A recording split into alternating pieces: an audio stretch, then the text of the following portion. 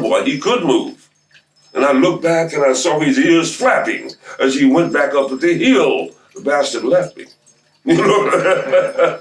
But he was a great dog. He'd fight anything. But for some reason, he didn't want really any part of that particular scenario. They asked me, did I remember them? And I said, no, who are you? What are you? And they said, don't you remember us from there, near the Tigris and Euphrates and the Nile River Valley, when your ancestors did build the pyramids and the Valley of Giza? Don't you remember us?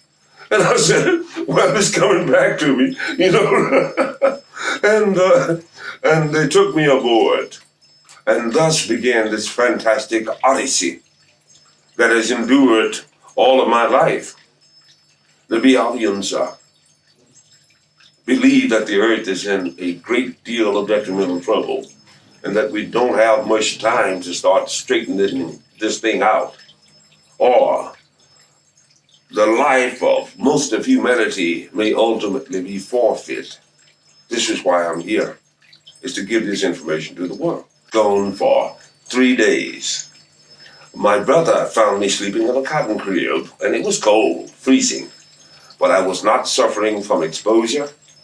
I was well fed, and they say smelling of honeysuckle, which of course was not in season at that time of the year.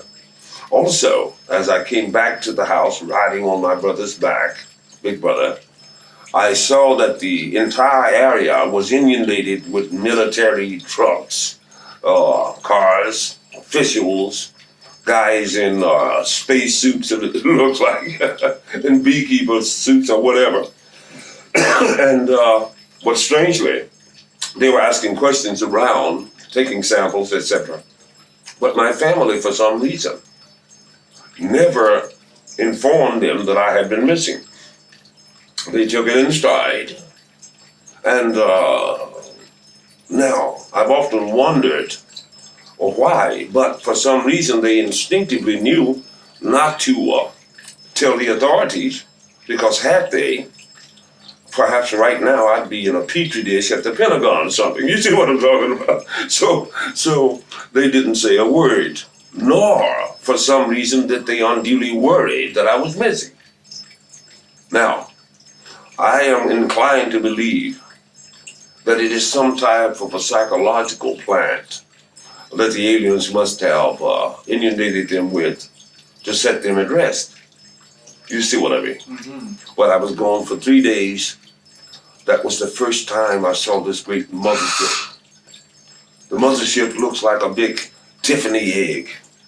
It is roughly 40 kilometers across the center.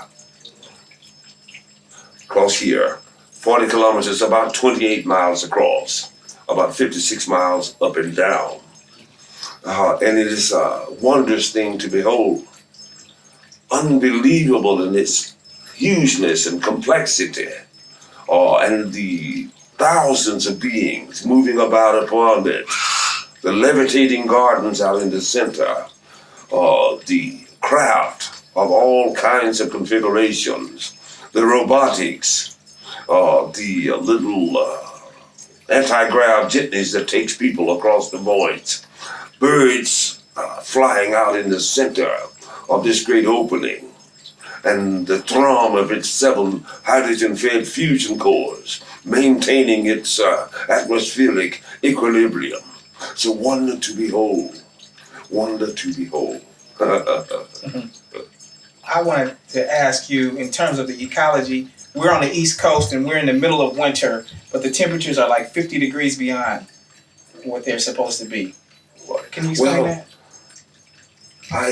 Of course, I spoke of this in my book, that the hydro and fluorocarbons of the fossil fuels that we're putting into the air, among other things, into the waters and all of this, would ultimately lead to drastic alterations in the atmosphere upon this planet. As you can see, these things are coming to pass. It is not a figment of our imagination. It is coming to pass, and it is happening so at a rapid pace. There were no 200 tornadoes when I was a child in the same areas, and things of this nature. So all of these things are coming to pass at a snowball-like rate. If we don't get our things in order soon, people, this earth is not going to be a nice place to be anymore.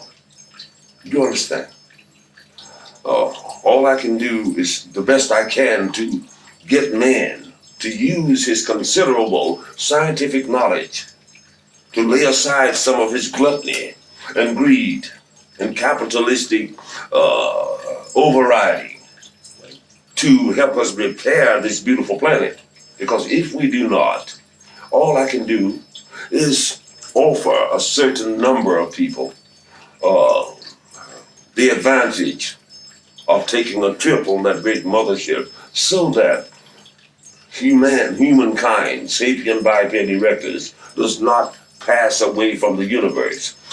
He is far too noble to allow to perish. The aliens won't let that happen in its entirety. Nonetheless, we are still the masters of our own destiny. We must give it the old college try ourselves. It's like this. Of course, they have the power to do so, if they so desired. But in order to do this, it would require that they took over the socio-political situation of the entire planet, which in essence would be to conquer the planet as we will our fellow man at every conceivable opportunity. If this were allowed, then there would be open season on any weaker planet in the galaxy, meaning that anybody with a bigger gun, even for their own good, can go down and control someone's destiny. This cannot be allowed. We are the masters of our own destiny. Now, some of that technology has fallen into humans' hands and things of this nature. We have the knowledge, the power, the creativity, and the inventions to prevent what's happening to our planet, or at least to start turning it around and get more help, perhaps from the aliens. But as far as conquering the planet for our own good, they will not do it. Because if they did, then, hey, what's to prevent the next guy from saying, hey, I don't like the way these people are running this, let me take this over, and so forth and so on. The entire galaxy would eventually deteriorate down into wars. Intervene on the destiny level of cognizant beings. Now, if you were out somewhere in space and you found a planet in its early Jurassic or Tertiary period, or even early Mesozoic era, then since there are no intelligent beings on that planet, you may, if you so desire, use your technology to shape that planet to your own designs. But if there is a cognizant being there, or a being who has the facility to soon be cognizant, then you're not permitted to alter the destiny of that planet. You see what I mean? So do human beings, do we actually have the technology to solve all of the problems that we have?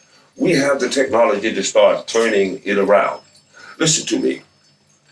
Wherever the water flows, wherever the wind blows, wherever the sun shines, abides free energy. We have the technology to do that and to wean ourselves off so much fossil fuels.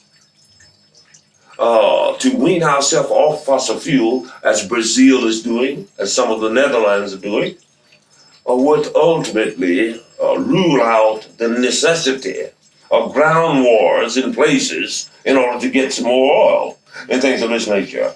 You see what I mean? Yes. So yes, we have the technology to start turning it around. And I believe that our friends in the sky, if they saw us giving it the old college try, would actually ultimately contribute and help us in some manner. You see what I mean? Mm-hmm. Yes. And but this is the state of things. And it generally happens on any given planet when you have a handful of people controlling 90% of the production and economies on a given planet. It is highly unlikely that they will of their own volition deemed to cut into their profits by doing the right thing and what have you. So I'm hoping that there will be others like this man, Richard Branson, in the private sector who will ultimately bring forth these technologies in abundance so that the world will get onto it. If you give me something better than what I've got, I will accept it, whether I'm in China or anywhere else. You understand? And this is what's going to happen, and quick, because we do not have a lot of time. If something hasn't changed drastically by late 2012, people, we are in a heap of trouble. You see what I mean? I believe that many have been contacted down through the years, but only a few panned out, put it like that. It is very difficult for a person holding such knowledge to not paint themselves a demagogue and begin to add to or take away from the philosophical value of the information that has been given them so that they may look exalted in the eyes of other people like this. So, perhaps, after all, they thought this man, Riley Martin, will ultimately give the truth of what we tell him without adding to or taking away from. Perhaps he will not never become so haughty as to believe himself greater than any other being. Yet, we should hope that he does not find himself lesser than any other being. Therefore, I'm here to give this information, and I stand to be queried by scientists and laymen alike. Doesn't matter to me, because I know what I know. In truth, Chris, if somebody did not know something about something, heaven and earth would pass away. You see? Say, for instance, that we knew we had maybe 5 years left before the planet went kaput. Even without the help of the extraterrestrials, wouldn't we have our own ability technologically to move a certain amount of human beings and go to another planet and continue to survive? We do not have that technology. That technology, providing we had it, which we don't yet, would cost more than it would to save the planet. You see what I mean? To try and rehabilitate another space body, right, would be a lot more expensive than cleaning my river or my air. You understand? Or putting up solar arrays and wind jammers and hydro, water generated electricity and all of this. We can do that, and we can save the planet. It would give us the time factor ahead of late 2012 so that we could continue to improve upon it. You see what I mean? Okay. But there will be repercussions anyway, no matter our intent at this time, because we have done too much damage already for it just to be smoothie. You know what I mean? Or 7 intelligent species of extraterrestrials. These are the Biaviians, who are about 4 feet in height, large cranial structure, large eyes, no discernible ear flaps, small noses, thin lips, baby-like teeth. They range in skin complexion from olive black to chalk white, and all the browns, the yellows, the reds in between. Their arms are somewhat elongated, though their frames are strong. The fingertips stretching almost down to the knees. The Biavians have 4 fingers, that is thumb and these 3 fingers. And they are the host. They own the great mothership. Accompanying them is another being called a Stagian. A Stagian works in the employee of the Biavians. He is tall and bony and not very nice to look at. But they are gentle creatures, I learned, and super brains, so to speak. A third group appear to me to be obviously Caucasian in appearance. They are called Dorians. They are blonde, tall, either blue, gray, light brown eyes, very light brown eyes, or what have you. Obviously, Caucasian, they have the Prince Charming type hairdos. If you saw one off distance, you could mistake it for a human unless you were up close and saw the configurations of, the abnormality of the smallness of the nose and lips, the bigness of the eyes, and the ears that cleaves onto the jawline coming down. They are there, have a high level of technology.